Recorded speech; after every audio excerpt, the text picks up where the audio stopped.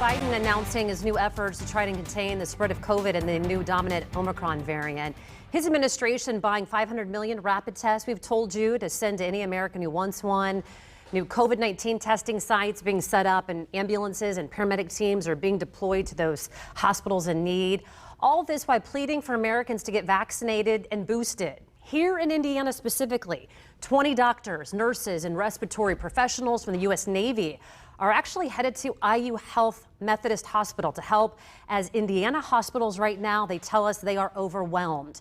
Immunologist and public health advocate Dr. Hooman Nordchasm is joining me live with a reaction to President Biden's address and what, if anything, he still thinks is missing. Doctor, good morning to you. It's good to see you again. First, I want to get your reaction to the president's plan. Yeah, good to see you. Some of those criticizing it, saying that we can't test our way out of the pandemic. You say what? Well, look, I think that there's an absolutely important role for identifying people who are infected actively and quarantining them, excluding them so that transmission is reduced. There's no question that source control is absolutely important. The problem is that Omicron is so vastly transmissible compared to the prior iterations of the virus that literally the moment you get a rapid test, the next second you could go next door to get a cup of coffee and you can catch this thing, right? And so really the Defense Production Act has been plugged into getting these rapid home tests available to people. I think, unfortunately, it's going to be a little too late by the time all that becomes available in a personalized way at home. And frankly, I don't think we're going to get much bang for our buck in terms of screening for the virus itself. What we should be doing is we should be screening people for the robustness of their immunity using very standard tests, the antibody test for COVID. Yeah, you've been really pushing that. If people have followed you, you actually had a patient who thought that he was immune through vaccination, got a test and found out that he had no antibodies whatsoever. I want to move because this time is going to go quickly, and I really today wanted to talk about treatments. I had a friend who lost a father who thought he was fully vaccinated, died, did not have any treatments, no monoclonal antibodies. Earlier today, we did a story saying the CDC and FDA, they may be okaying this pill to take. Can you talk a little bit about treatments, maybe that Paxlovid for one, that pill that may cut COVID deaths by 100%? Is that accurate?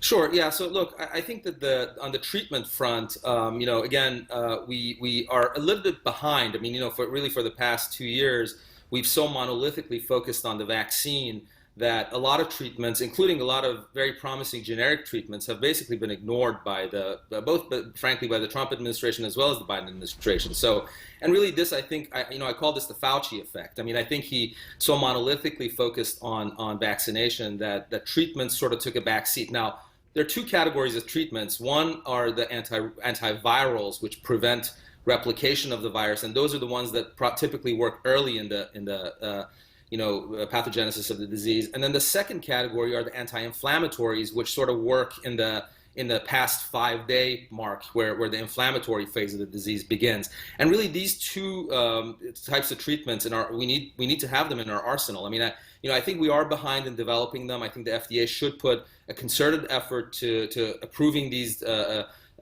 drugs very rapidly. And I think doctors' hands should be untied, frankly, to actually use anti-inflammatories that we have at our disposal. Things like dexamethasone, which was something that was developed in the UK. Things like cyclosporin, which is something that myself and my colleagues have been working on. Fluvoxamine is one. So I think there's definitely room for rapidly approving and using these treatments in people who are getting either breakthrough infections or de novo infections because they're unvaccinated. I have 20 seconds left, and I wanted to give you the last 20 seconds to, anything that I don't know to ask that's been on your mind that you think is of the big importance as people head into the Christmas holiday.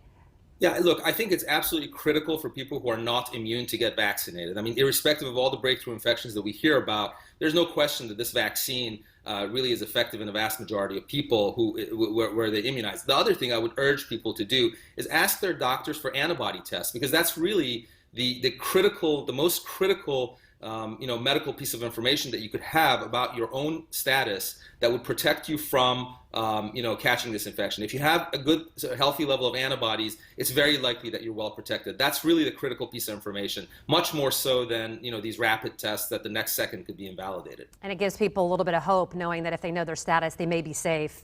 All right, Dr. Huma Nordchasm, good to see you again.